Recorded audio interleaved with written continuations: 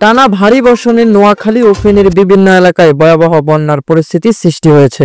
দেখছিলেন সংবাদ শিরোনাম, এবার বিস্তারিত। নোয়াখালীর কবিরহাট, কেরানীগঞ্জ, বেগমগঞ্জ ও সদর উপজেলার নিম্ন অঞ্চলগুলোতে পানি তলিয়ে গিয়েছে।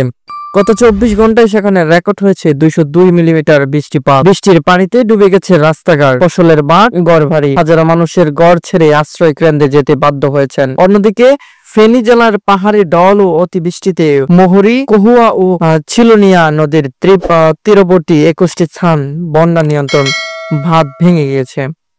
ফুলগাজী, পরশুরাম ও ছাগলনাইয়ার শতাধিক গ্রাম যখন পানির নিচে ক্ষতিগ্রস্ত হয়েছে হাজার হাজার মানুষ। ফেনী, পরশুরাম ও ছাগলনাইয়া সড়কে যোগাযোগের বিচ্ছিন্ন, ট্রান্সফরমার পানিতে তলিয়ে যাওয়ার, বন্ধ হয়েছে বিদ্যুৎ সংযোগ, মোবাইল নেটওয়ার্কও অনেক এলাকায় বিচ্ছিন্ন। আতঙ্কিত মানুষজন আশ্রয় নিচ্ছেন স্কুল সহ বিভিন্ন শিক্ষা প্রতিষ্ঠানে। প্রশাসনের পক্ষ থেকে পরিস্থিতি পর্যবেক্ষণ করা হচ্ছে, তবে সাধারণ মানুষের দুর্ভোগ স্মরণে। এই ছিল এখনকার পর্যন্ত আপডেট। পরবর্তী আপডেট পেতে অবশ্যই চ্যানেলটিকে সাবস্ক্রাইব করুন। ধন্যবাদ। ভালো থাকবেন, সুস্থ থাকবেন। পরবর্তী ভিডিও আসার পর্যন্ত আল্লাহ হাফেজ।